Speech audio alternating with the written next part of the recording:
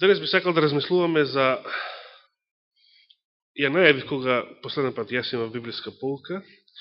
Значи, реков, ќе посветам посебна проповед за различните облици на одмор во Библијата. Тоа беше од, значи, тука лекцијата од 7 февруари годинава, на 50-та страница, ако се вратите во библиската полка. Немаше тогаш и многу време, а и самата полка имаше други одсека, други одсеци, други теми за проучување. А сепак сметам дека темата за одморот е многу битна тема во Библијата, затоа што прво евреите погрешно го сватиле тоа, а исто така и денешниот христијански свет нема голема свест за вистинското значење на господовиот одмор, затоа што и денес на луѓето им фали одмор. Дали забележувате дека на луѓето им фали одмор?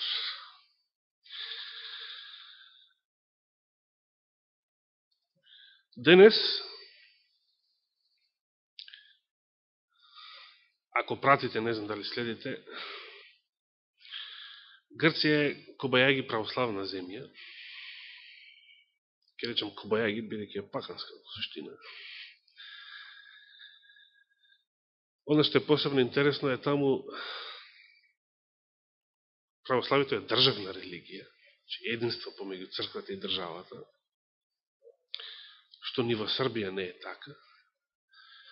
А сепак, уште предходната влада, пред оваа, а оваа исто така се согласува, има донесено закон од сите 52 недели во годината, само 4 да бидат неработни, а во сите други, која фирма сака, може слободно да работи. Значи, испега нема нито еден ден за одмор.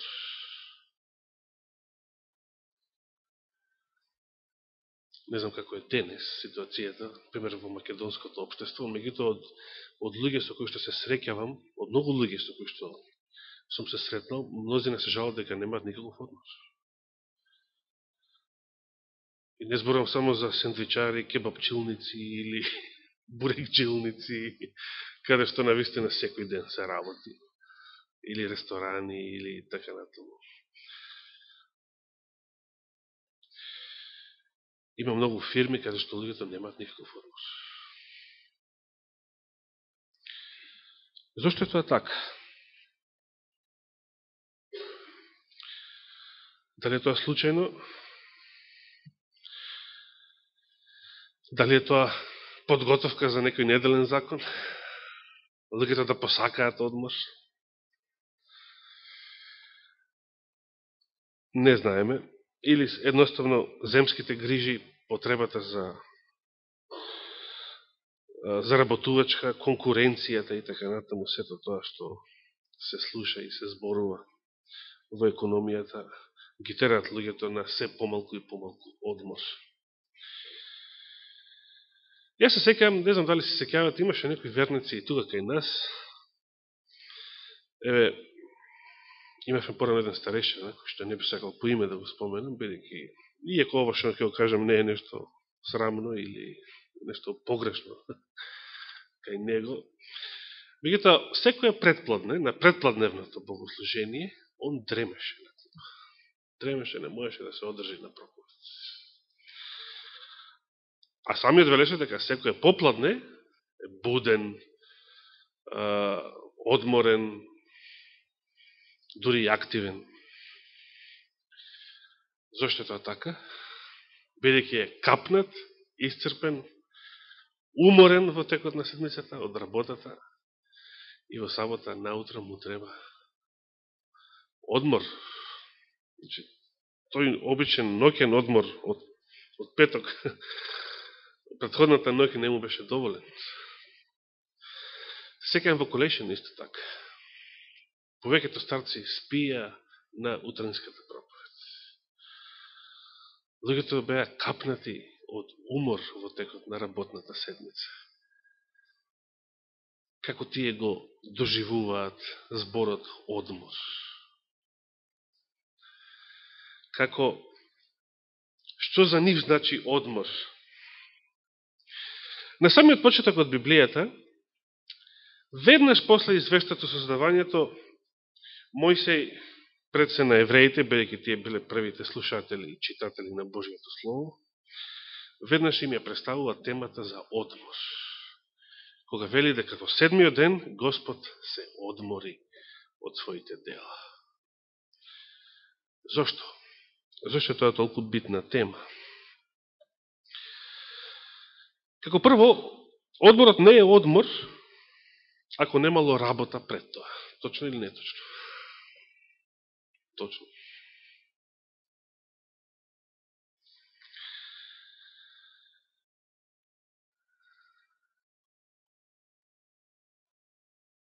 Знаеме исто така дека Господ не се уморил создавајќи 6 дена, па сепак Библијата вели дека тој починал или се одмори во седмиот ден. Зошто така? Патам речено, дали Адам и Ева биле уморни, случајно? Што мисли, дали Адам и Ева пред гревот било кога биле уморни? Капнати? Не.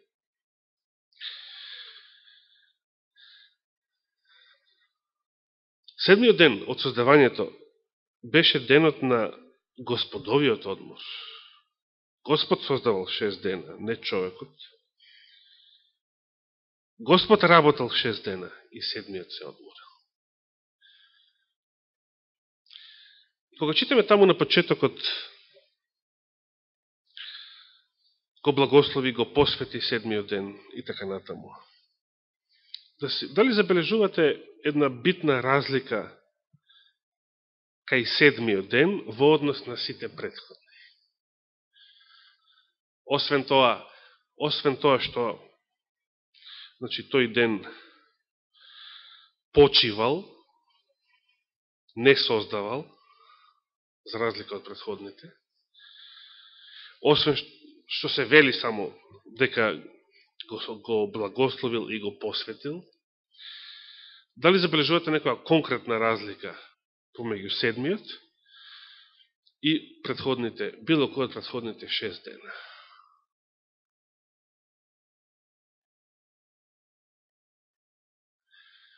Што се кажува за претходните 6 дена? После секој ден од создавањето. Добро, и што друго се кажува?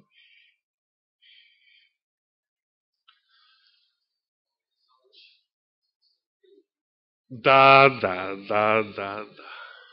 И беше, и би вечер, и утро, ден тој. Ден 1, па ден 2, трет, и така натаму сето тоа се кажува и за 6-тиот ден. Дали некаде се кажува за 7-тиот ден? Не се кажува. Зошто не се кажува? Не дека 7-тиот ден вечно трае, од тогаш наваму, никогаш не завршен, како ден. Има и такви размислувања. Има и такви толкувања во христијанскиот свет. Меѓутоа, ако се сетиме во темата што апостол Павле ја сумира во Евреите 4 глава, иако тоа го зема уште од Мојсеевите, од псалмите и така натаму, таа тема он ја собира од неколку места од Стариот Завет, почнувајќи од Битие, значи, од 7-тиот ден. Пораката што, значи, и Мојсей сакал да ја упати до евреите. За жал тие тоа не го разбрали, затоа апостол Павле напишал 4 глава од посланието до евреите.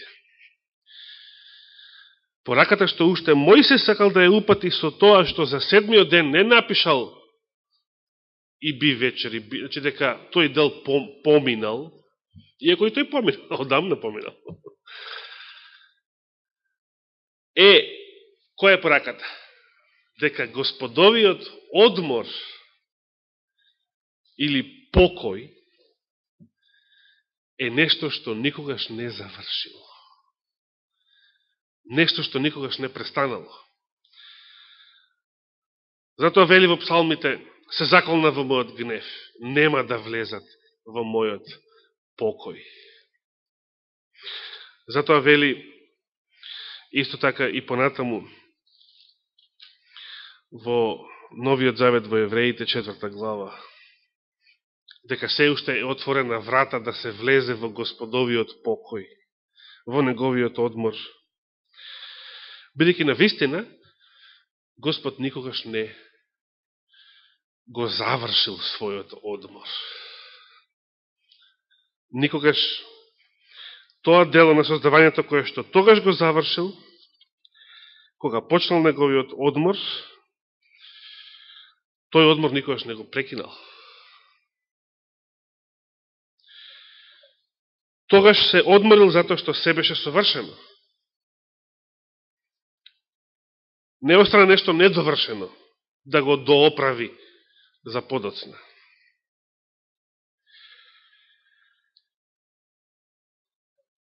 И сега да почнеме со ред. Иако почнавме од Битие, каде што Мојсей почнува, Господовиот покој на некој начин завршува со посланието до евреите, значи со Новиот Завет, како тема. Значи од почетокот моравме да се поврзаме со крајот, но констатираме дека и пораката што Мојсей ја упатил на почеток, малку во скриена форма, и она што апостол Павле го кажува многу отворено и гласно во Евреите 4 глава. Божиот народ тоа не го разбрал. Но ајде да се запрашаме што, освен за некои наши верници, кои што исто така, значи, знаеле да бидат многу уморни, изморени, капнати во текот на седмицата.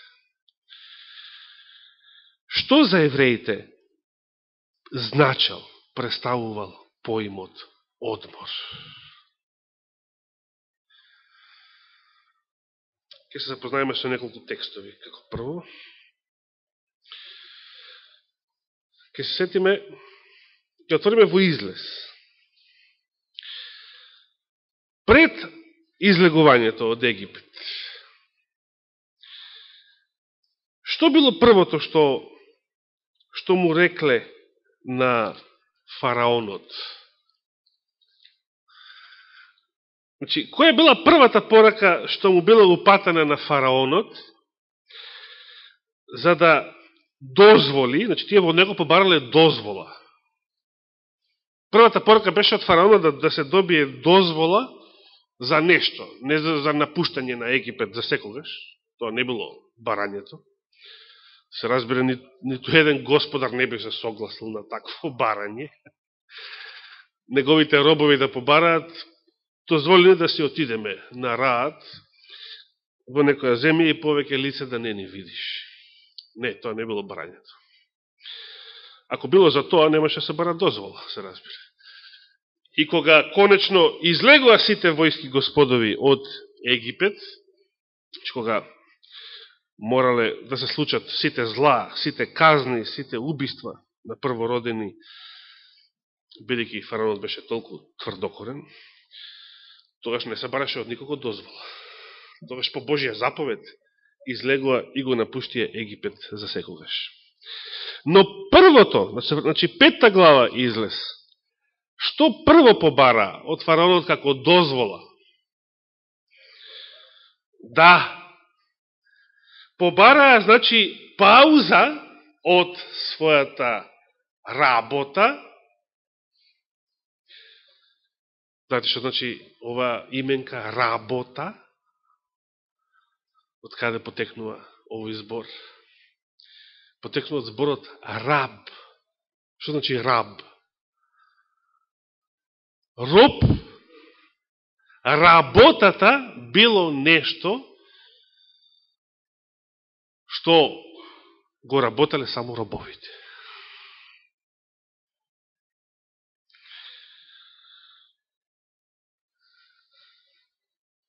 Сите други не се занимавале со работа. Се занимавале кој со филозофија, кој со трговија, кој со спиритизам и така натаму. Паганскиот свет имате се и се што се разбира. Со спортови, нели, олимписките игри беа тогаш. Некаде, значи, беа и други видови на игри, да не ги споменувам. Но ништо од тоа не било работа. Физичката, обичната физичка работа. Или она што во некои преводи робска работа се потенцира. Господ на некои места кажува, во српскиот превод, например, тоа често се сретнува во Даничич, за годишните празници, немојте да работите никаква робска работа. Иако тоа не мора да се потенцира, не мора да стои робска, бидејќи самиот збор работа, тоа значи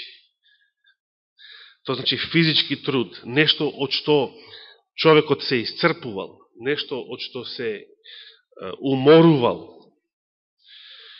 Тоа евреите го почувствуваа на своја кожа. И тоа не години, децении, туку колку време беа во египетско робство. Најмалку 2 века, ако бидејќи 430 години, ајде не дискутираме на таа тема, има тука малку и спорни моменти од кога до кога треба да се толкуваат тие 430 години. Евреите на своја кожа знаеле што значи робство. Ке стигнеме и до тој стих во Второ законие, 5 глава. Но сега сме излез 5 глава. Од првиот стих. Потоа Мојсей и Арон отидоа и му рекоа на фараонот: вака вели Господ, Израелевиот Бог, пушти го мојот народ да отиде,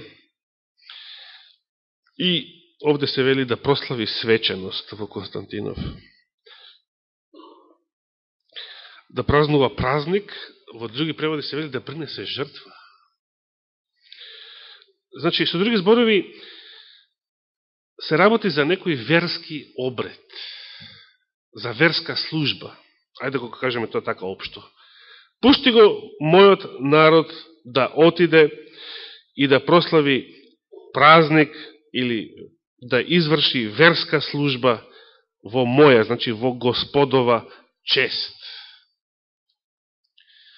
И знаем како реагира фараонот, кој е тој Господ, да го послушам јас, и бла бла бла бла бла, во стилот на другарите од Ленин наваму до Зоран Заев.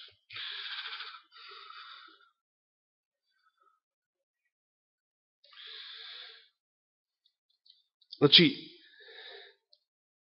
она што тие побарале од фараонот, што побарале практично? Дај ни слободна сабота. Што на еврејски шабат значи одмор. Дај ни одмор, но не било каков одмор. Туку за да тој ден, че не е одмор за спиење, знаете, еднаш Даниел, малиот внукот, се не е мал, се е возрастен, кога порасна деца, и јас се чудам, кога благоче порасна, се чудам. Еднаш, кога сакаше да не му се одоаѓаше во црква, никако не може да го натера, мислам, да дојде во црква, му се спиеше толку многу сабота са бајали, знаете што рече? И така ги убеди да го остават на мира. Сабота е ден за одмор. На тоа нема аргумент. Меѓутоа, Господ не сакал евреите да имаат само таков одмор. конечно некој ден за добра спиечка. За добра пауза. Или како што велат русите, оддых. Ден, за одмор русите велат оддых. Да, тоа е макар србизам малко. Да здивнеш. Туку е одмор и за тоа, да, и за верска служба. Одмор посветен на Господа. Значи, во тој ден не му служиш на фараонот, на директорот, на овој и на оној. Му служиш на Господа во тој ден. Ама што е разликата? Што кога му служиш на Господа, нема умор во таа служба. Тоа не е робски труд. Тоа е нешто достоинствено. Тоа е нешто што секој член на неговата црква Господ го прогласил, значи за дел од тоа царско свештенство. Затоа сите верници земаат учество во Господовата служба. Затоа во тој поглед нема дискриминација. Во тој поглед. Никаква, дори ни по полова основа, ни по, да не збораме за другите разлики. Секој може да застане на ова место и проповед дори да одржи. И машко и женско.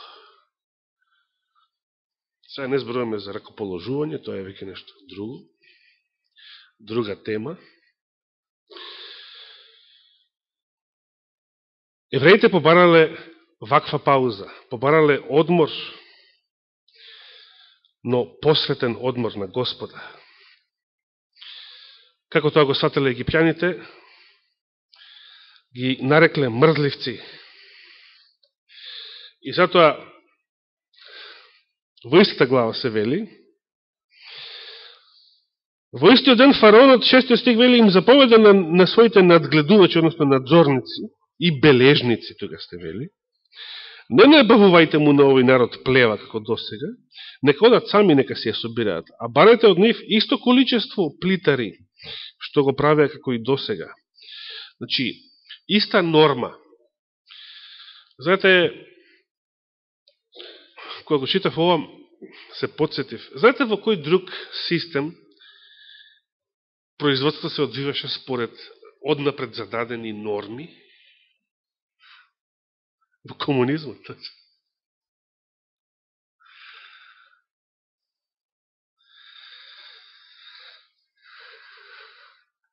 Много интересно.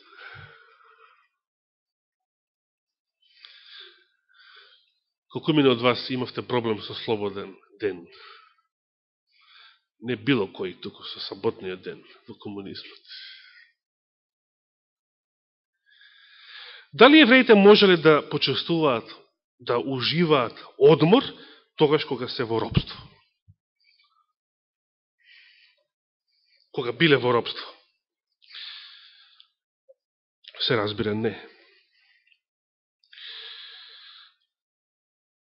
Например, наместо да им даде одмор, фараонот им го зголемува трудот. Ако читате и во Плачот на Еремија, 1 глава, 3 стих, ако читате на повеќе други места, ќе забележиме дека тогаш кога народот е во робство, тој не може да има одмор. Како што кога бил во робство пред ослободувањето, пред излезот, немал никаков одмор. Зошто Господ рекол во Осија, таму 2 глава 11 стих, ќе ги укинам вашите саботи, вашите празници, вашите младини, ќе ги укинам. Што значи тоа? Па некој го користат тој стих и велат, значи ќе дојде време кога саботите ќе ве укинат, нема да важи. Буквално навистина било укината кога Израел бил одведен во вавилонското робство. Таму нема одмор. Таму има само камшик и ќотак. ако не се исполнува волјата на Господарот, а единствен одмор во такви услови е, како што ќе рече Јов, гробот и смрт. Тоа е единствениот покој во паганство и паганско робство. Второзаконие, 5 глава.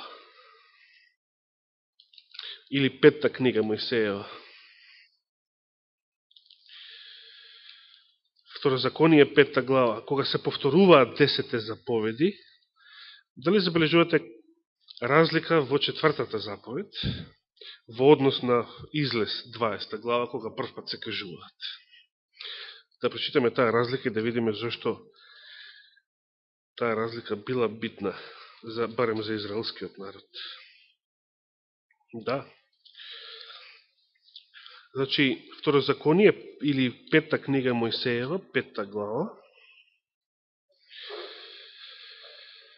4-та заповед, ајде да речеме од 12 стих, да читаме цела. Држи го саботниот ден за да го посветуваш, како што ти заповеда Господ твојот Бог. 6 дни работи и извршувај ги сите своји работи, а 7 ден е сабота на Господа твојот Бог, не врши во него никаква работа, ни ти, ни твојот син, ни твојата керка, ни твојот слуга, ни твојата слугинка, ни твојот вол, ни твоето осле, ниту некоје твое добиче, ниту предојденикот кој е во твоите градови, така да може да се одмори и твојот слуга, и твојата слугинка, како и ти. И се 15-тиот. Спомни си дека ти беше роб во египетската земја. И дека оттаму те избави Господ, твојот Бог, со силна рака и со испружена мишка. Затоа ти заповеда Господ, твојот Бог, да го пазиш саботниот ден. Много интересно.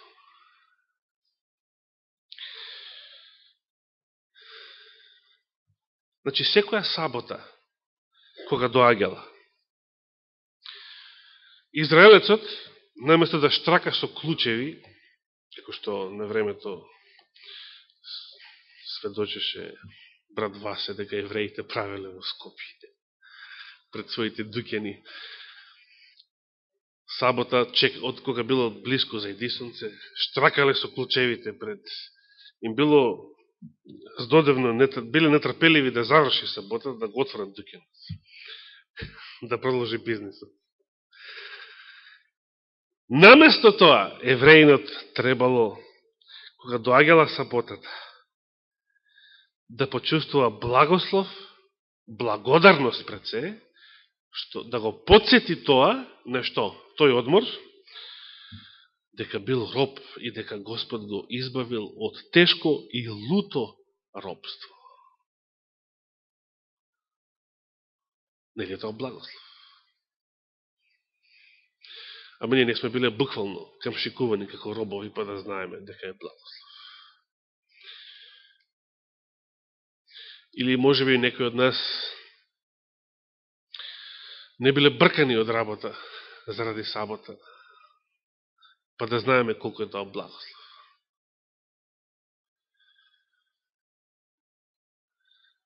За жал и многу адвентисти чекале саботата од 2 да заврши. Бејќи тоа што следи потоа, уште истата вечер, е поинтересно од содржината на нивниот саботен ден. Но затоа ќе дојдеме до таа тема, Господовиот одмор.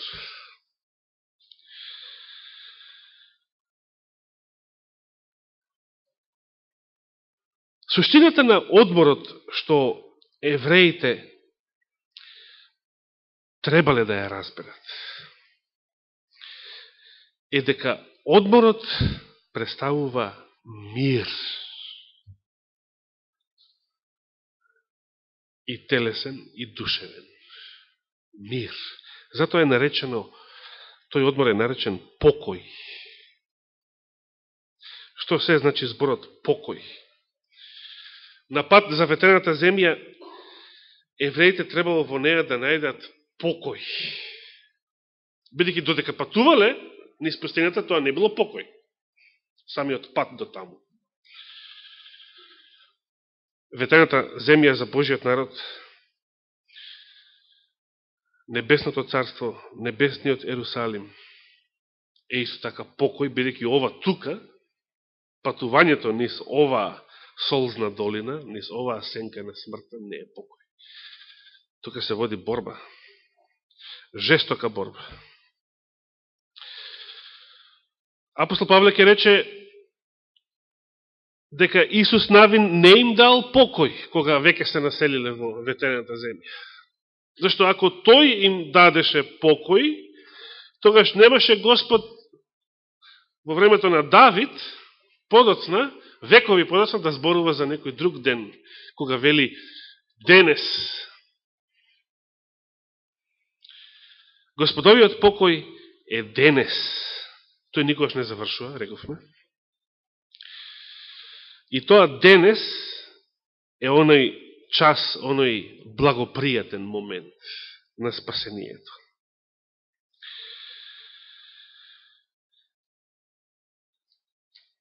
Зошто Христос ги кажал тие зборови што ги проучувавме? Матеј 11:29. Земете го мојот јарем на себе и научете се од мене, зашто јас сум кроток и понизен по срце и ќе најдете одмор на своите души. За еврејно што значило одмор или покој? Раат од претходното робство, дали египетско, дали вавилонско, дали или во времето на судиите, кога биле неколку пати поробувани од своите непријатели, поослободувани повторно и така натаму. И секогаш кога се случувало тоа? Кога египетското робство им се повторувало на некој начин? Низ сите тие перипетии, а најголемата беше, се разбира, вавилонското робство. Тогаш кога народот одел во отпад, предводен од претежно зли водачи и цареви, значи, тогаш кога го напуштале Господа, тие тогаш де факто го губеле вистинскиот мир, вистинскиот покој, тогаш и саботата се претворала во една форма без вистинска содржина, во досадна форма, може да се рече. И само било прашање на време кога и таа форма ќе ја изгубат и ќе паднат во некое паганско робство.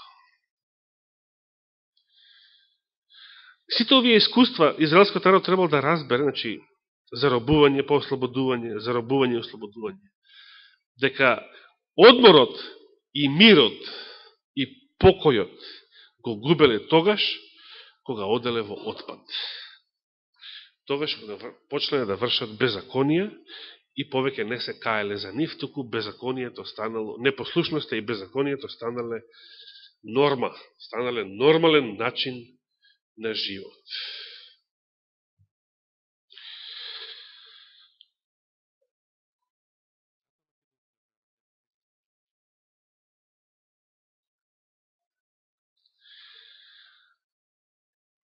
Затоа христијаните поминале низ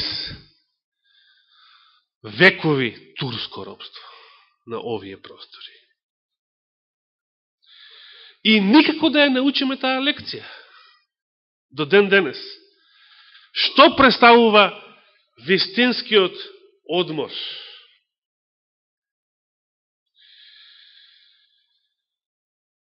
Кога Господ вели во мене ќе најдете одмор за своите души. Или кој влегува во Господовиот покој. Значи, во оној вистински одмор. Тој на вистина почива од своите дела, како и Господ од своите. Од кој дела?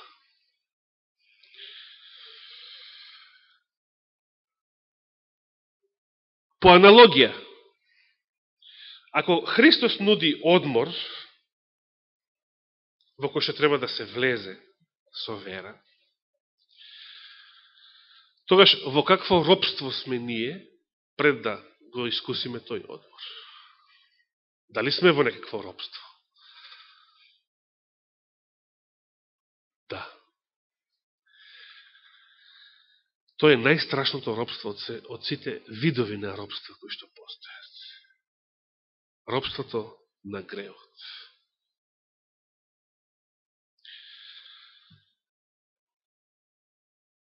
Некои луѓе поминуваат цел живот во робство.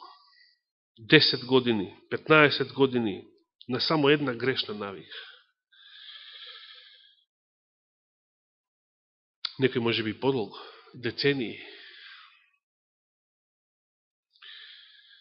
Колку е страшно робството на греот.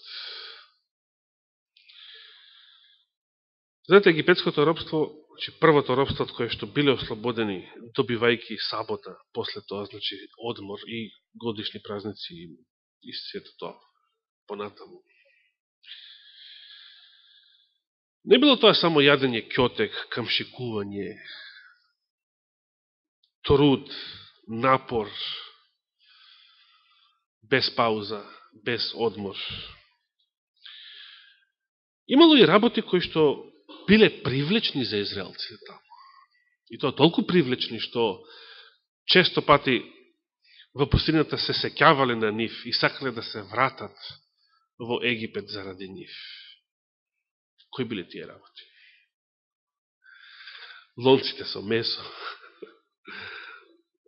празот, да.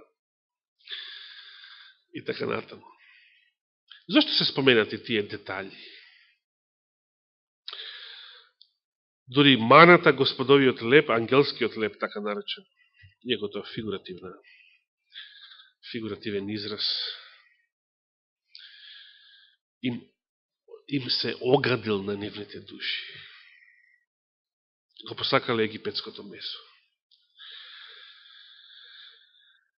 Тоа е, кажем, за да разбереме дека гревот е такво робство во кое што постојат заводливи елементи.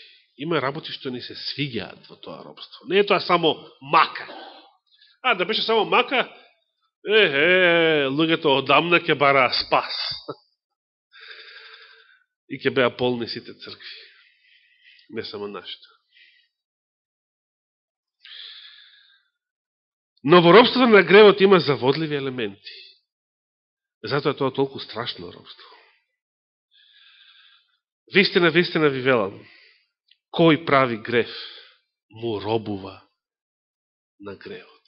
Но дали некој ве камшикува, ве тера со камшик да го направите гревот? Не тоа, ниту ѓаволот, ниту сите демони заедно немаат таа сила. Тоа да го направат.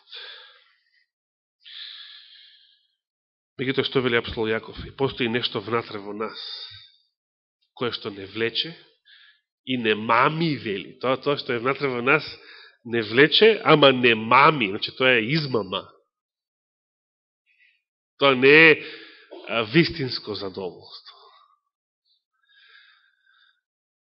Вистински благослов. Во гревот зборува. Тоа е измама.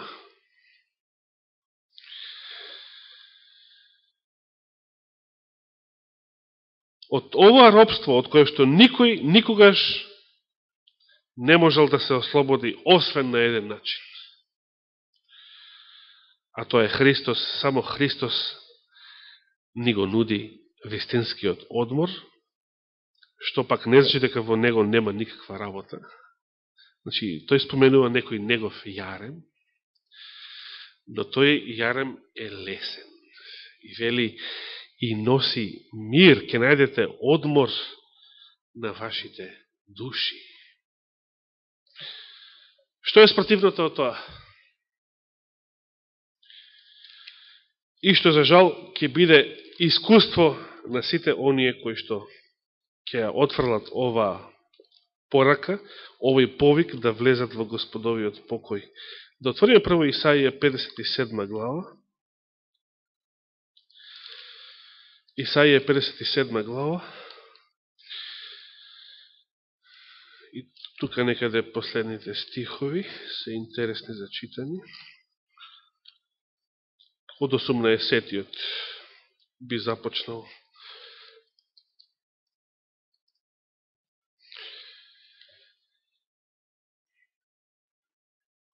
И ги видов неговите патишта, ќе го излечам, ќе го водам и ќе ги утешам оние што тагуваат со него. Зборува за Христа, ова е пророќство за предходно, ако читаме уште во 15-тиот стих, Господ вели, јас сум, значи, оној кој што вечно живее, името му е светиот, престолувам во високо и свето место, јас сум со угнетуваните, со понижуваните, и така натаму, и така натаму. 19 стих, да се не вратиме понатаму, ќе ставам пофалба во нивните устни, значи сите оние кои што Господ ги ослободува и ќе ги ослободи. И понатаму што вели? Мир! Мир на оној кој е далеку и кој е близу, зборува Господ. Јас ќе те излечам. Значи Господ нуди мир, исцеление, покој, пофалба, што ќе има резултат, како резултат на тоа ќе биде пофалба, радост. А за безбожниците што вели после 20 стих? Но безбожниците се како разбранувано море, што не може да се смири. Ево го нешто благо че го опише Хонг-Конг. Со мобилните телефони сите како мува без глава. Но за безбожниците, значи тие се како разбранувано море, што не може да се смири. Неговите бранови изфрлаат тиња и кал. Нема мир за грешниците, зборува мојот Господ. Што, како гласи проклетството за оние што ќе го примат жигот на зверот? Откровение 14 глава 11 стих.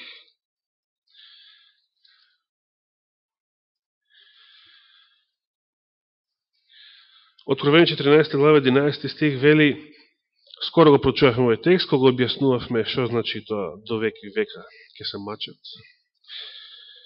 И димот од нивното измачување ќе се издига во вечни векови, меѓуто овој момент сега го нагласувам, и не ќе имаат починка. Не ќе имаат одмор, ниту дење, ниту ноќе. Оние кои му се поклонуваат на зверот и на неговиот лик и кој ја прима ознаката или жигот на неговото име. Повторно и тука се кажува дека жигот има врска со неговото, со името на зверот.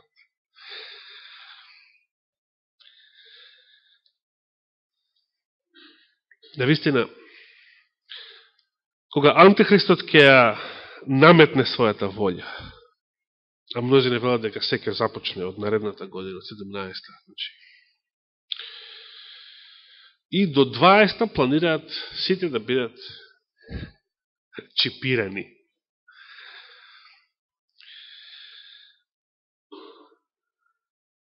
Кога тоа ќе биде тешко време, навистина. Не посакувам да започне наредната година.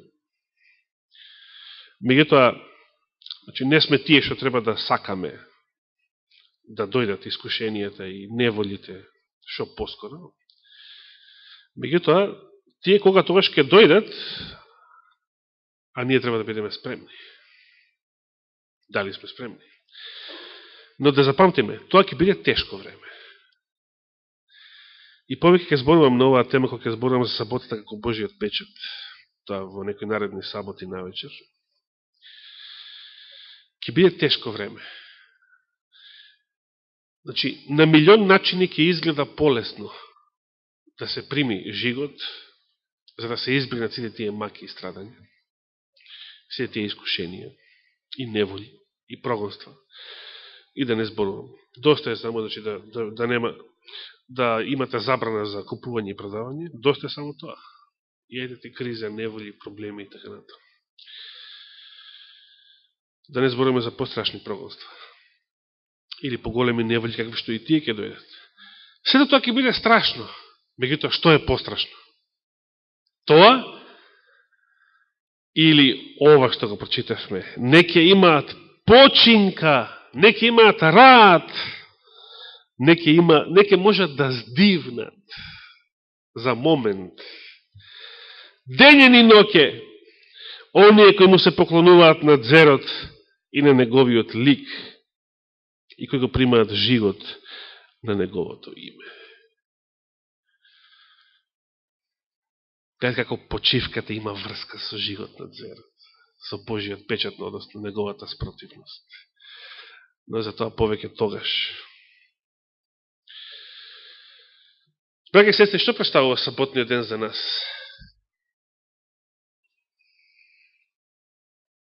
Дали разбираме што значи да се влезе во Господовиот одмор? Дали за нас навистина представува покој? Ден, како што Исаија го нарече, на милина, на радост, на слобода, на мир. Оаза на мирот, што велеше Кирил Глигоров. Само не таква како што он велеше. Бидејќи Македонија не беше таква оаза на мирот. Како што и сега не е. Како што и цела поранешна Југославија не беше. Туку вистинска оаза на мирот. Иако и ние се сеќаваме на многу саботи, не само на многу утепани саботи во кои што сме били утепани и нерасположени, и сме пропуштили еден куп Божи благослови заради нашата грешност и непомиреност со Бога или со ближните. Туку се сеќаваме на многу саботи кога адвентистите се тепале меѓу себе. Кога адвентистите се дереле, кога адвентистите правеле немири во молитвениот дом. Зошто?